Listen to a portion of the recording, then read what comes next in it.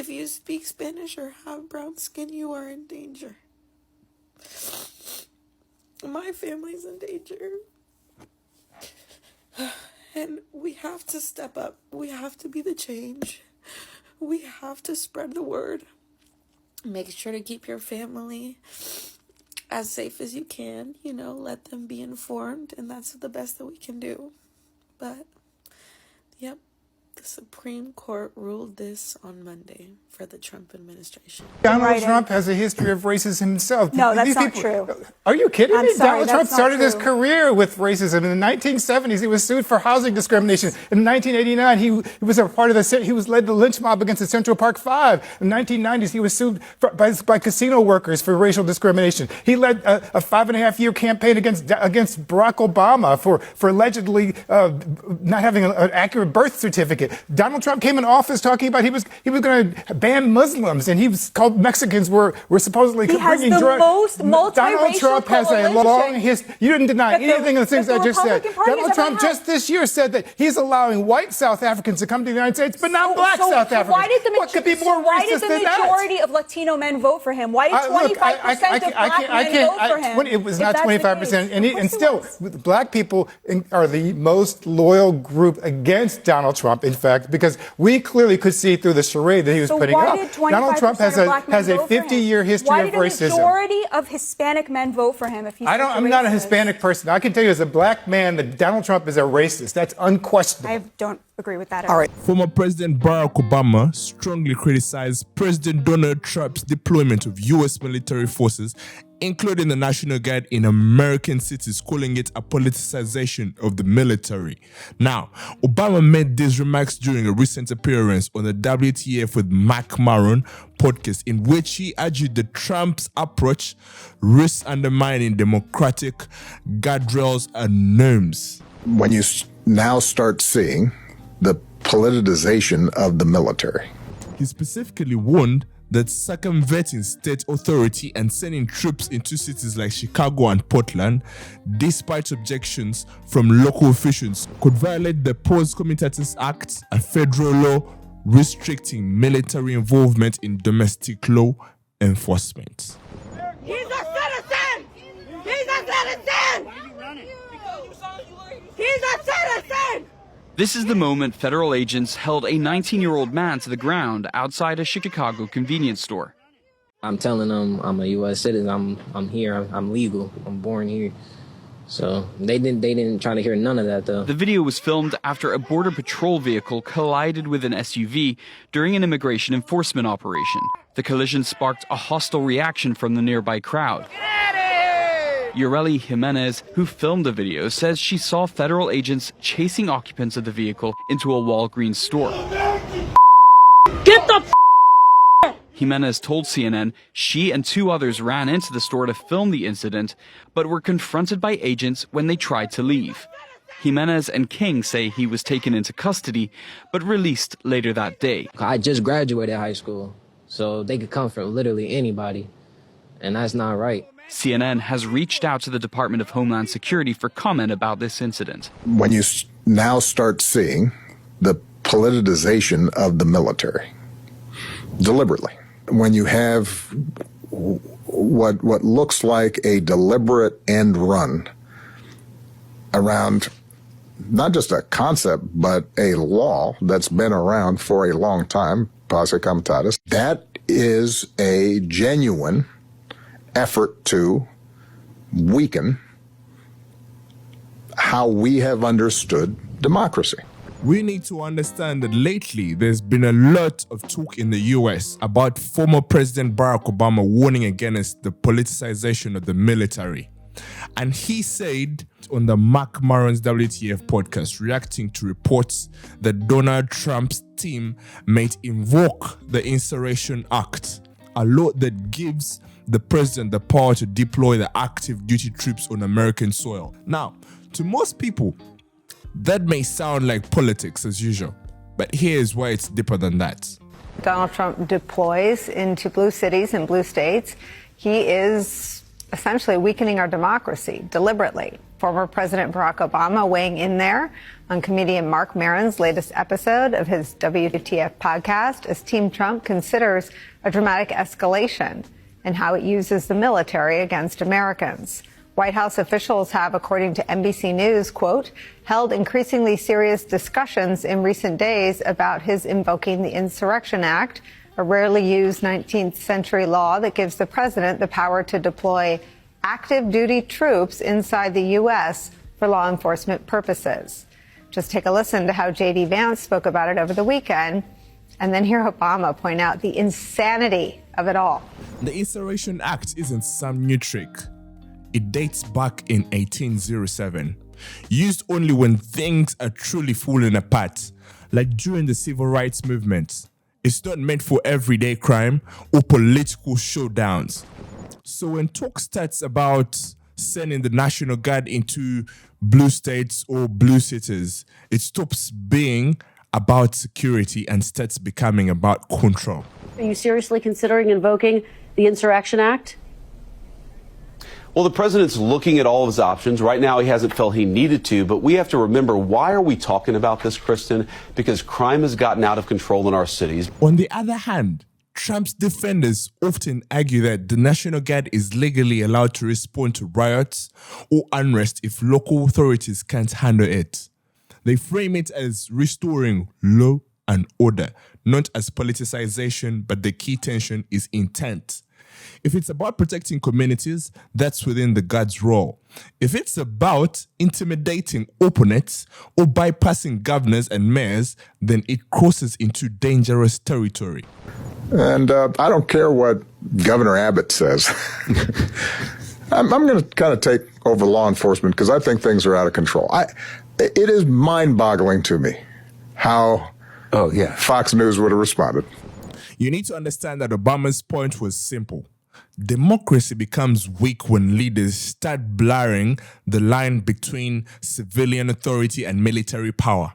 Because the moment soldiers answer more to the politician than to the Constitution, the foundation starts to crack. But let me just go to the issue, like at the Chicago apartment building overnight last week. This is, according to DHS, 37 undocumented immigrants were arrested in that operation. The building was targeted because it was known to be frequented by Tren de Aragua gang members. I mean, how do you respond to people who say these sorts of efforts are making the country safer?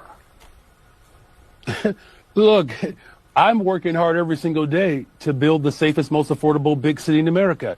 Just this past summer, we had the fewest amount of homicides since 1965. Homicides are down, shootings are down, shooting victims are down. A lot of work to be done, but we are building a safe, affordable big city in America. But I don't know if there's anybody in America that believes that armed, masked men showing up with Black Hawk helicopters, sticking guns in the faces of black women, zip-tying black children, putting immigrants in one van, putting black folks in another van. This is not what built safety. What built safety is to make sure that we're doing what I've done, working with the ATF and my local law enforcement to get illegal weapons off the streets of Chicago, guns that are being trafficked from states that voted for Donald Trump. If he was serious about safety, he would not have defunded a program of $800 million that was geared towards violence prevention. He cut the ATF budget by 30%. He has defunded our education system. He has defunded our transportation system. He is firing black women across this country. He's defunding our healthcare system. This president is absolutely out of control, and it's incumbent upon all of us. If there was ever a time for working people to unite in this country, now is that time. And the city of Chicago is going to stand firm in protecting humanity and protecting and defending our democracy. And honestly, imagine the reaction if the roles were reversed. If Obama had sent troops into Texas against the governor's wishes, Fox News would have gone nuclear. That double standard tells you everything about how politics can twist principles and when power is on the line. While some leaders are pushing back on federal support, one local group is demanding more of it. Terrence Lee has their call for action tonight. Outside on Lake Street Thursday, a group called Chicago Flips Red brought together clergy, Republican officials, and residents. They described themselves as a conservative movement. Their message is straightforward. Chicago families do not feel safe. One lifelong Democrat looked past state and city leaders and spoke straight to President Trump. Chicago needs you, needs your funds, needs your executive skills and your bridge building, because Chicago's very divided, people are hurting, and there's too much bloodshed. The group says local leaders are downplaying crime while residents deal with it every day. Chicago police report overall crime is lower than last year, but shootings and carjackings still shake neighborhoods. Some also pointing to the murder of Illinois native Charlie Kirk, calling it a national wake-up call and a reason to bring federal help to Chicago. One woman then turned to the governor and the mayor. I do have a challenge for Johnson and for Pritzker. Pritzker, you came to Chicago, you were on TV by the lake shore with all your bodyguards. Come to the south side, come to the west side without your bodyguards between 10 and 12 o'clock at night. Let's see how safe you feel then. Johnson, same thing. You run around the city with all your cars, your black cars, and all your bodyguards. I dare you to walk down the street without anybody next to you in one of my neighborhoods. The black Americans are putting the blame on the Chicago mayor on rejecting the deployment of the ICE on the streets. And we are clearly seeing what is happening on the streets. The acts are being performed by the ICE members. I mean, these are the same people who are treating the black Americans in a wrong way. Well, we will see that they're enforcing the law, but at the same time, they're breaking the law according to how they're treating the people on the streets. Yes, they are trying to enforce the law, but see how they're actually breaking the law on how they're treating people on the streets. Yeah, let's take a look at this clip. Now, this is a clip that is coming from his fellow white men. Yeah, his fellow, should I say edgements? Yeah, edgements in this category. Yeah, but let's listen to this. Let's listen to this clip. So the big guy in the White House, if he would take some personal advice, you've got to realize, sir, that you are the biggest nothing in the world. And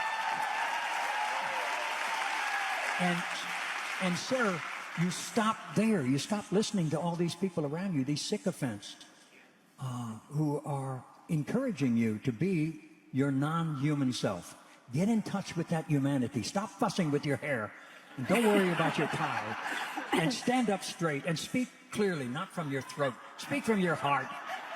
And start being human. That's what you were made for, not golf. So there you are, Mr. President. With all due respect, sir.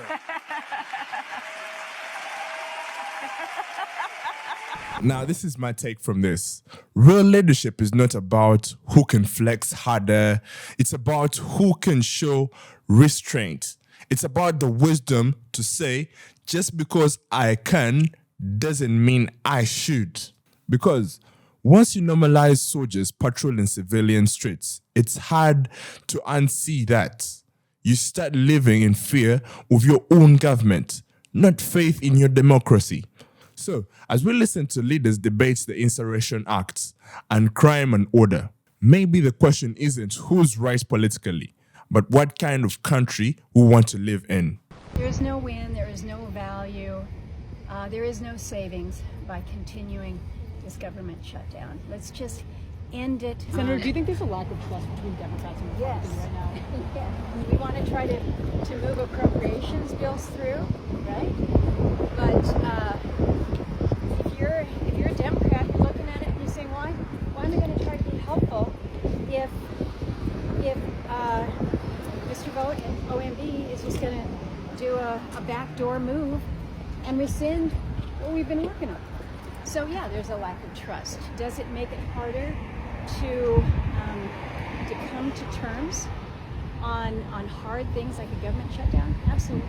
Do you understand why Democrats are hesitant? I mean, what would your message? Sure I do. Oh, sure I do. I mean, I look at that and I say, I see it. I see it.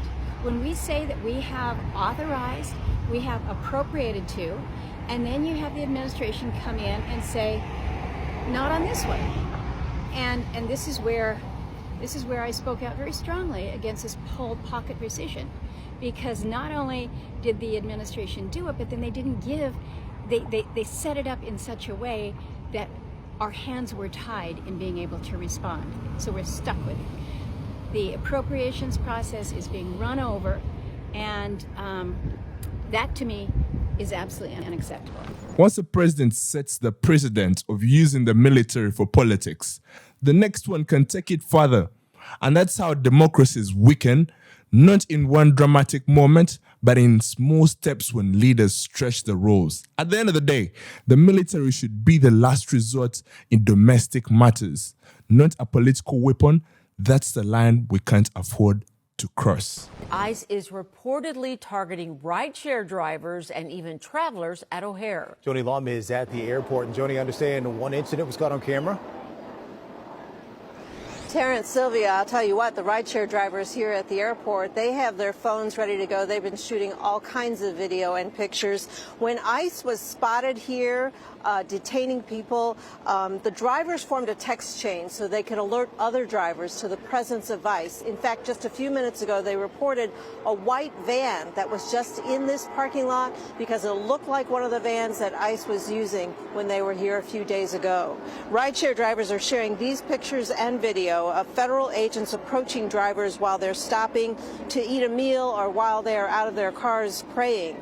They believe 9 drivers were detained by ICE, but that is not confirmed by Homeland Security at this time. Uber and Lyft drivers use this lot as a waiting station to respond to ride requests from passengers at the airport. The drivers are now donating money directly to the spouses and families of those drivers who they say were taken away from this parking lot. One driver who did not want to be seen on camera described what she has seen.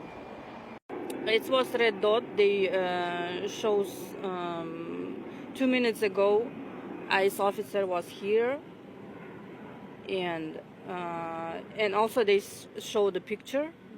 Maybe it's that car. I don't know. 2 days ago, he's coming this car and takes a lot of people. Like they are praying or eating, they don't care, and just, yeah. And they just grab them? Yeah. And this parking lot is usually full of cars with drivers who are waiting to provide service to the passengers who are at the airport. It does not appear to be as crowded today. Now, there are reports that ICE agents were seen inside the airports. We asked the Chicago's Aviation Department about that. They referred all inquiries to the Department of Homeland Security, and we have not received confirmation. Reporting live at O'Hare, I'm Joni Lum. Back to you. Joni, thank you. Imagine government agents moving through your neighborhood, not in uniform, not identifiable, but dressed like regular people. That's what ICE has been doing, masking themselves among civilians. And honestly, that's really scary. Why? Because in democracy, law enforcement is supposed to be accountable and visible. When you step into a society and you are masking yourselves among us civilians, it kind of creates a sense of fear, mistrust, and it blurs the line between citizens and state power. It feels less like public safety and more like surveillance. History shows us once agencies start operating in the shadows, rights begin to erode quietly. People stop feeling safe in their own communities, and that's not just about immigration, it's about freedom for everyone. If they can do it in one context, what stops them then from doing it elsewhere? To explain why this matters in a democratic society, we have to look at the legal scaffolding, what ICE can lawfully do, and where the constraints or oversight are supposed to come in. Immigration and Nationality Act and U.S. Court authorities. ICE's authority to arrest, detain, and remove non-citizens comes largely on federal immigration statutes, especially 8 U.S.C. and 1357, which allows immigration officers to make arrests of aliens suspected of violating immigration law and related removal statutes. We're trying to answer the question, what happens if federal agents refuse to follow court orders? And the answer isn't good. Allegations this weekend of federal agents not following rulings from judges prohibiting certain crowd control tactics, and questions today over potential unlawful arrests. During an interaction with immigration agents in Northwest Side Albany Park Sunday, video appears to show agents deploying tear gas against the public without any audible warning, something that is unlawful under a court order from last week. Leave them alone! Immigration agents outside of a church in Rogers Park Sunday during a Spanish-language mass. Questions tonight over whether they had warrants targeting specific people or were there without warrants, something that requires additional probable cause and an assessment of an immigrant's flight risk. What we have seen now on a much larger scale is federal agents indiscriminately stopping and arresting individuals without warrants and without probable cause required by federal immigration laws.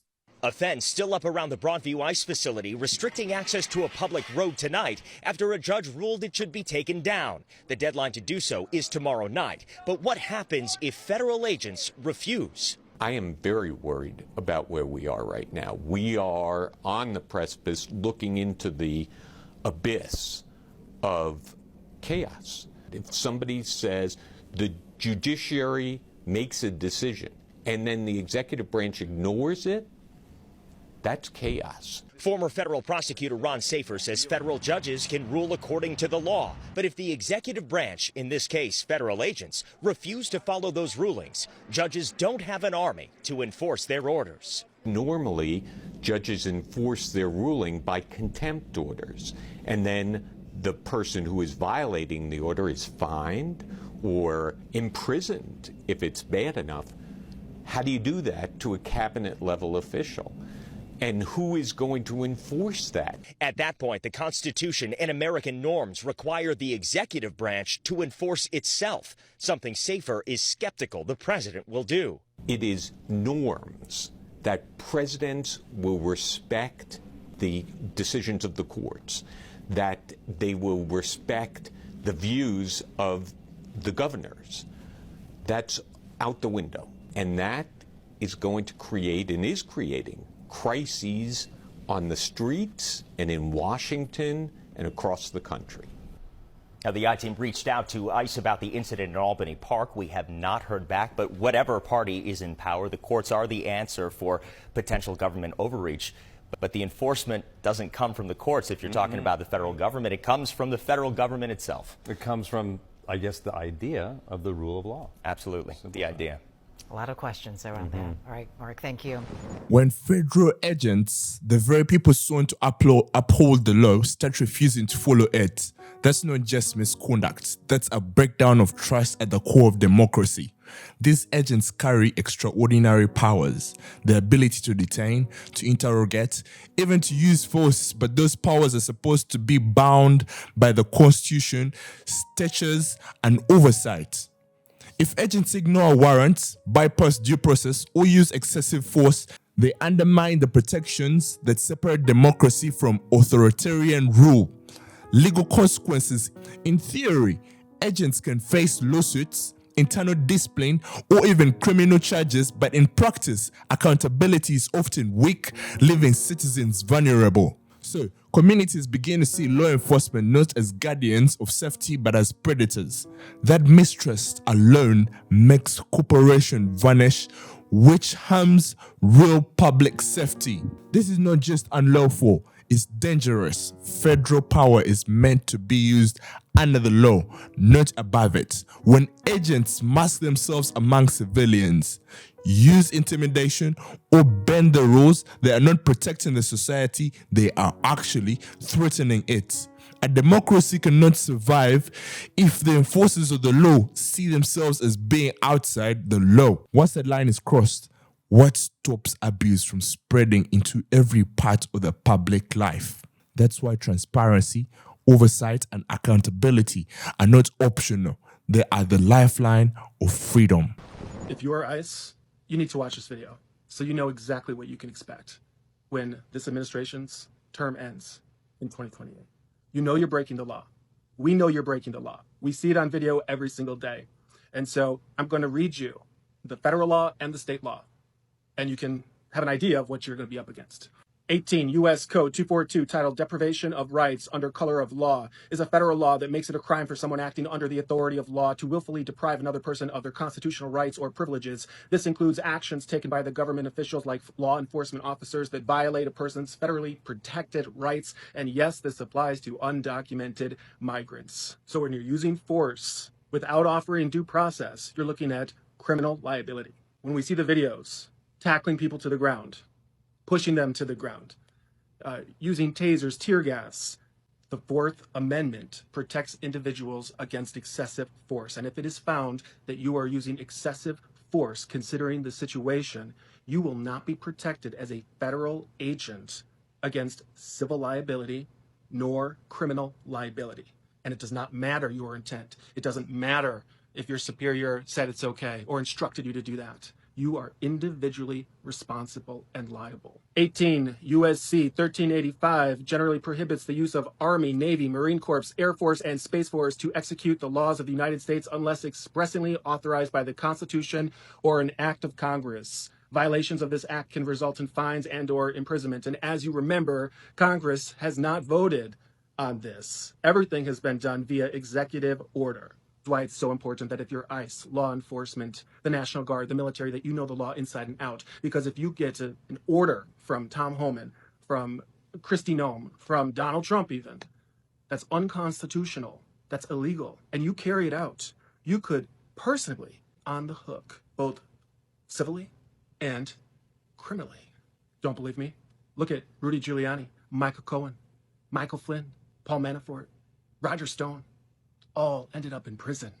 You think he cares about you? You think he cares whether or not you go to jail or not?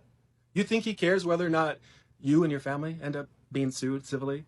Ordinarily, law enforcement agents would be protected against civil liability. However, if your use of force is excessive and you're not going about the arrest through the proper protocol, such as stating your probable cause, such as self-identifying, and you are actively taking steps to hide it, such as covering your face with masks, wearing sunglasses, removing the license plates from your cars, driving unmarked cars, not stating your name, not answering questions which are reasonable, not even knowing the names of the individuals of which you are arresting, that is a clear violation of the Fourth Amendment, which applies to undocumented migrants, and you will not be protected as a federal agent against civil nor criminal suits.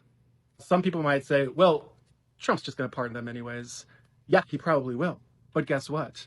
Each state has their own set of laws that are very similar to the federal laws that we just went over.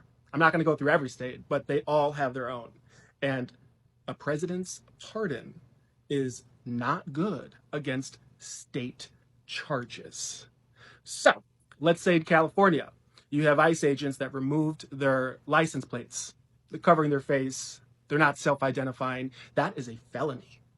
That is a felony. Same in Illinois, lots of states. And so let's say an ICE agent, or many, tackle somebody to the ground and they get hurt due to excessive force. Or perhaps they did not go through the proper protocol for arresting you. They covered up their license plates, or they took them off, they covered their face, they didn't self-identify. Their family can sue you personally for everything. Your cars, your home, your bank account, your savings, your pension, and they can press criminal charges against you. This is strict liability per the states. Again, regardless of your intent, it doesn't matter if you said, Tom Homan told me, Donald Trump told me, Pam Bondi, Kristi Noem told me. It does not matter. If you're breaking the state law, you personally are responsible, both criminally liable and civilly liable. You have to follow the law. And we have plenty of video footage showing ICE agents violating the law on a daily basis, every hour. You're not self-identified. You're going up to random people and tackling them to the ground. You're using excessive force. You have 15, 20 ICE agents in military gear to arrest one person. There was one video I saw where the person was sick. She was sick. It was a petite, old woman. and there's 3 guys tackling her to the ground. You are going to be held civilly liable. You are going to risk losing everything. My advice is you all need to get an attorney, because this is what's coming. The statute of limitations is 5 years. Donald Trump's term ends in 3.5 years. There's a very good chance a Democrat president will follow in 3.5 years, at which point, even if he pardons you, you are not off the hook for these state laws of which you are violating. He does not care whether you get charged criminally. And he certainly doesn't care if you are sued civilly. You should. You should. At the end of the day, law is only as strong as those who enforce it. If federal agents refuse to follow the very rules they are sworn to uphold, then the foundation of justice itself begins to crack. Accountability isn't just a principle, it is the shield that protects ordinary people from abuse of power. When enforcement steps outside the law, it's not law anymore, it's oppression. And in a democracy, oppression has no place. That's why we must keep demanding transparency, oversight, and respect for rights. Because without those, freedom becomes fragile and power becomes dangerous. So once again, you are the Men at Work, Kings and Queens talk show, and I am your host, Kev Kelly. I hope you comment down in the comment section so that we can see your comments on how you react to this. Please like, subscribe, and once again, we are glad to have you on the show. Catch up later.